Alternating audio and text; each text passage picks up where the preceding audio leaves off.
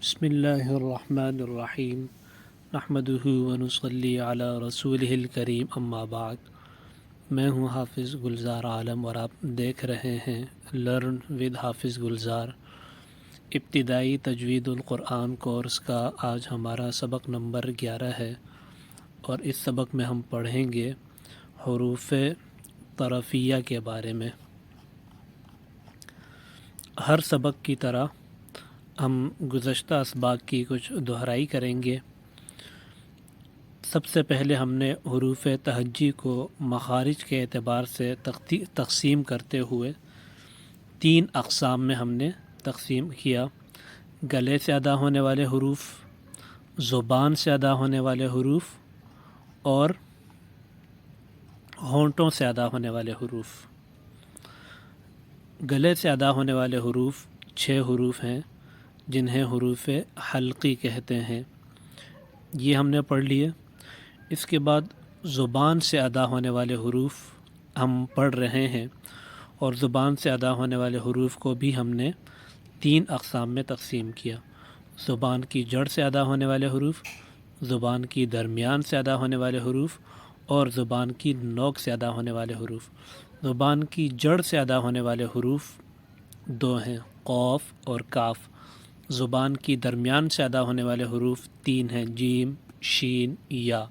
زبان کی سائڈ سے ادا ہونے والا حرف یعنی زبان کے کنارے سے ادا ہونے والا حرف ضاد ہے۔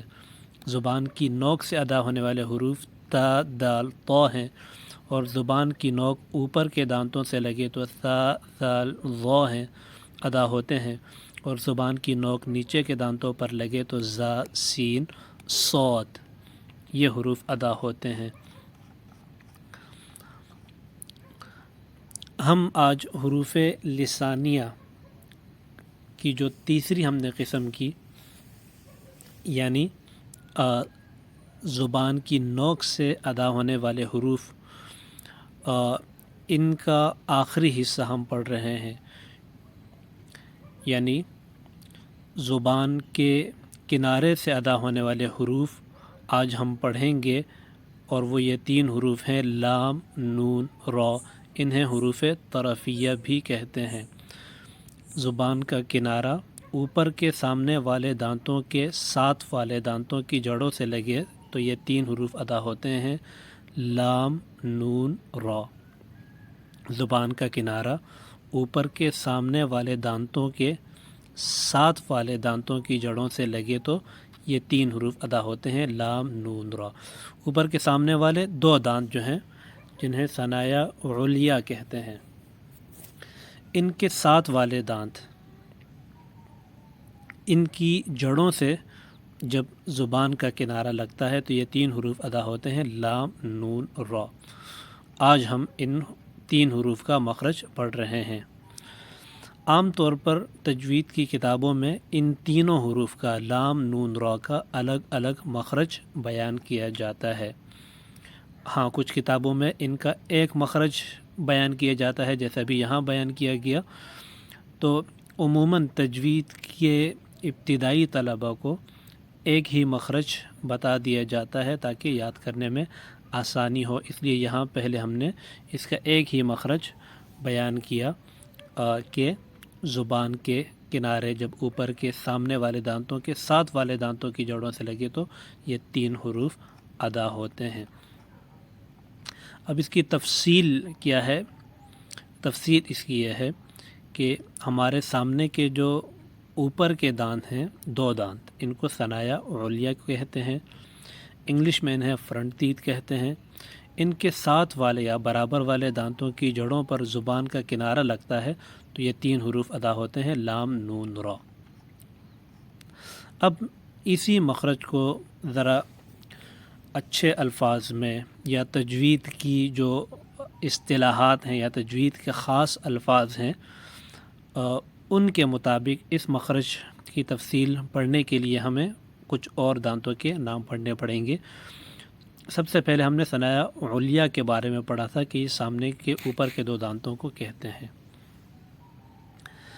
ثنایا علیا کے برابر والے دانتوں کو رباعی کہتے ہیں، یعنی اوپر کے 2 دانتوں کے دائیں بائیں اور اسی طرح نیچے والے دو دانتوں کے دائیں اور بائیں، یہ جو 4 دانت ہیں ان کو رباعی کہتے ہیں، اور رباعی کے برابر والے دانتوں کو انیاب کہتے ہیں، جو نوکیلے دانت ہوتے ہیں۔ جیسے یہ دیکھیے، یہ ثنایا علیا ہیں، یہ اس کے ساتھ کے جو دانت ہیں یہ رباعی ہیں، اور اس کے بھی ساتھ والے جو نوکیلے دانت ہوتے ہیں ان کو انیاب کہتے ہیں، اور نیچے کے یہ دو دانت ثنایا سفلا ہیں۔ اب اس تفصیل کو سامنے رکھتے ہوئے ہم لام نون را کا مخرج یوں بیان کر سکتے ہیں کہ زبان کا کنارہ اور سامنے دو دانتوں کے ساتھ والے دانتوں کی جڑ سے جب زبان کا یہ کنارہ لگتا ہے تو لام نون را ادا ہوتے ہیں، یوں بھی بیان کر سکتے ہیں۔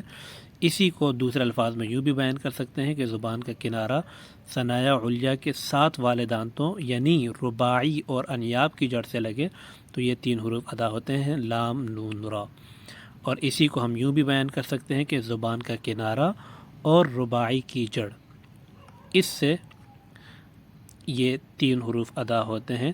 زیادہ تفصیل یعنی الگ الگ مخرج ہم بیان نہیں کریں گے اس مختصر کورس میں۔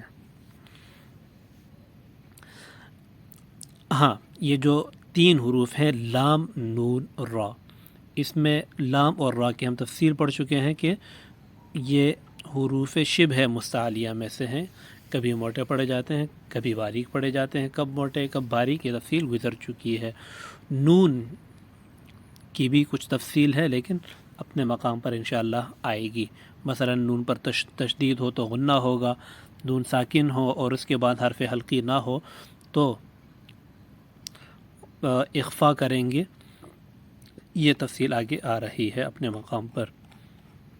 اب تک جو ہم نے زبان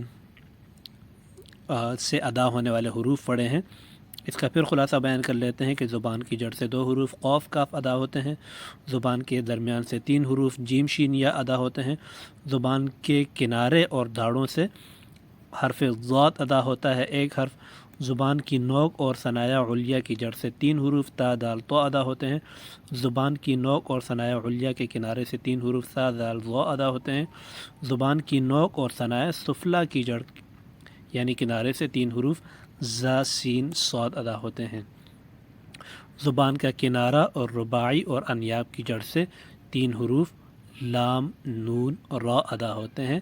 یہ ٹوٹل 18 حروف ہوئے۔ یہ آج کے اور گزشتہ چند اسباق کا خلاصہ ہوا۔